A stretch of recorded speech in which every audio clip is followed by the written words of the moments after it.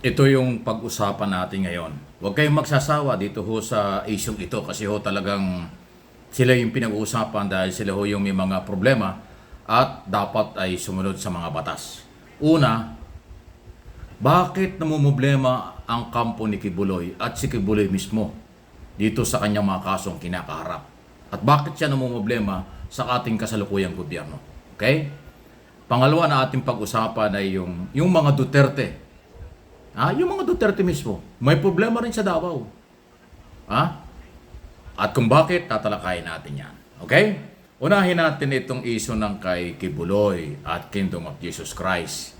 Ang aking pong paniniwala, aking observation, analysis, at interpretation, opinion na rin ito.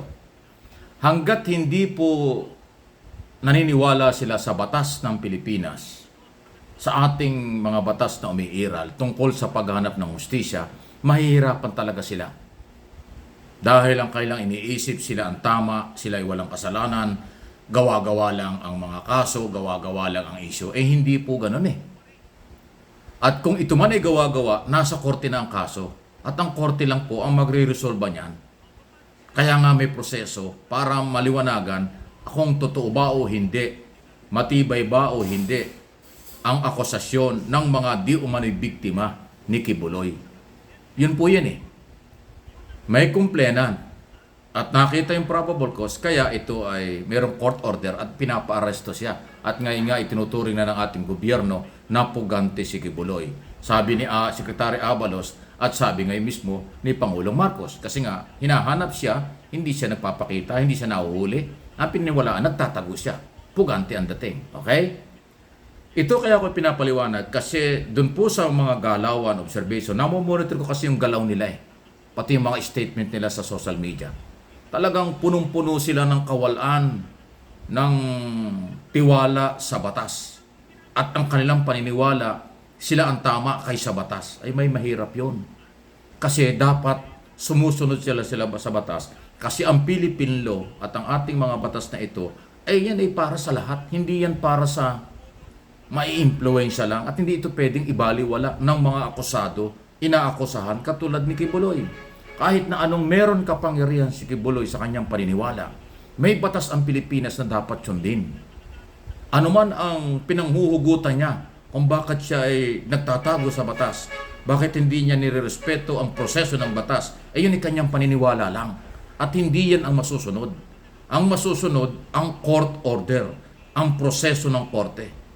Humarap sa paglilitis, harapin ang kaso. Iharap ang ebidensya at testigo na wala siyang kinalaman o hindi totoo ang akusasyon. Hindi pwede yung paniniwala niya, hindi totoo yung akusasyon, paninira lang o sabuatan lang. Abay, hindi pwede yun.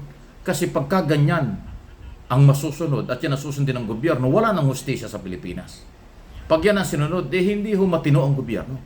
Parang Banana Republic na kung sino lang ang ma-impluensya na kahit may akusasyon, tama man o mali, sasabihin niya, huwag natin pag-usapan yan, hindi naman totoo yan, o hindi ko iintindihin yan kahit nasa korte kasi hindi naman yan makatotohanan, harassment lang yan, kalokohan yun.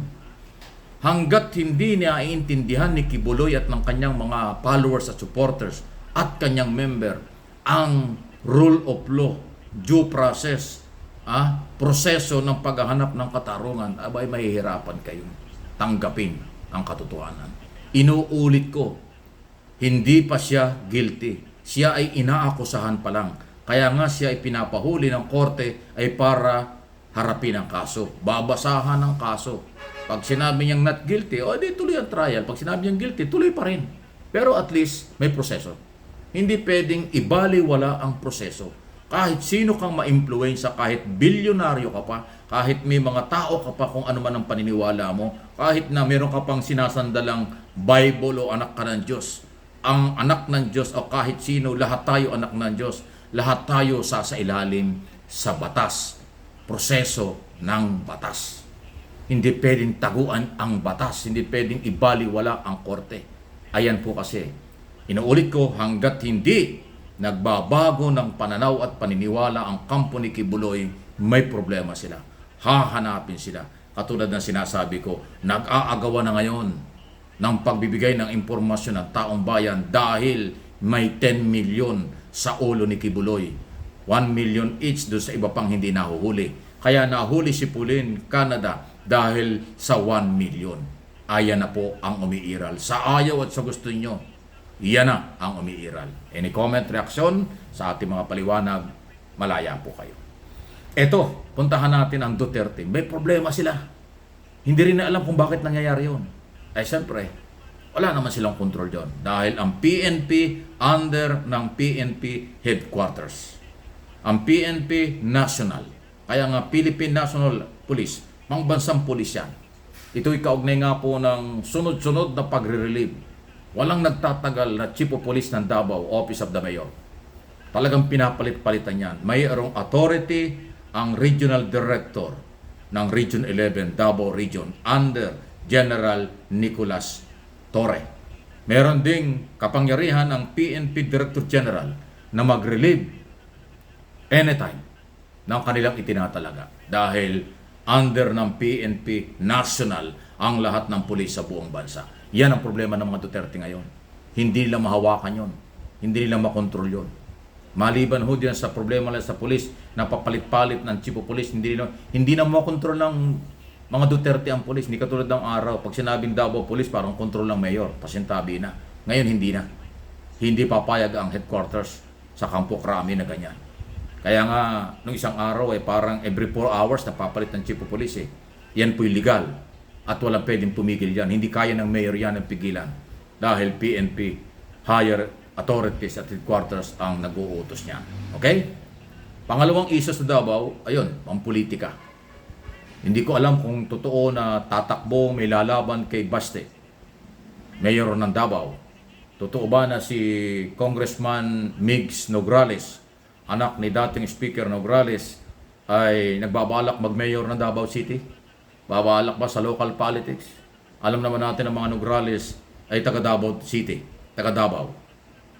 Ang unang distrito ng Davao City na yan bago na hawakan ni Pulong Duterte, hawak yan ng mga Nograles. Ay yung Nograles ngayon ay party list yan. So totoo ba na siya ay maglo-local? Magiging kalaban talaga yan.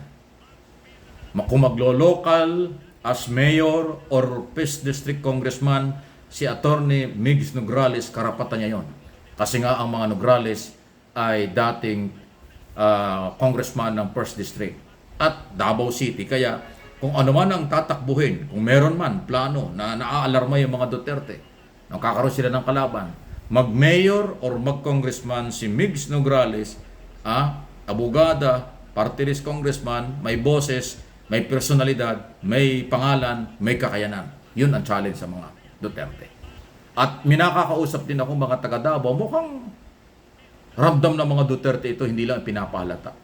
O baka nga si Sara Duterte, Vice President, nagsabing si Sara, si Pulong, o kaya si Baste at yung kanyang ama ay gustong patakbuhin sa national position kasi nga may problema yata sa distrito at saka sa pagiging mayor. Aba, kakaiba. Di ba? Pero doon sa survey na lumabas, ano ba nag-survey? Pulse Asia? Sandali. Ay nasa top 20 yung magkapatid eh. Nasa top 20 hanggang 30 yung magkapatid. Wala sa top 12. Si Digong Duterte, former president, ang nasa top 5 lang. Number 5 lang. Hindi nga naging number 1, number 2. Ibig sabihin, bumababa na sila. Kasi noong una, akala, pag si Duterte tumakbo, number 1 senador. Ay doon sa survey na nakaraan, noong June. Aba, number 5 na lang. At yung dalawang anak, nasa top 20 hanggang 30. Malayo. O, ayan ang nangyayari. From national to local, sa issue po ng Kibuloy, Duterte camp, dyan sa Davao, ayan po. Hindi pang local lang yan. National issue. Sa kanilang mga problemang kinakaharap, sa kanilang mga ginagawa, at kinakaharap na paghamon sa buhay. O mga iba't ibang problema. Any comment, reaction, malaya po kayo.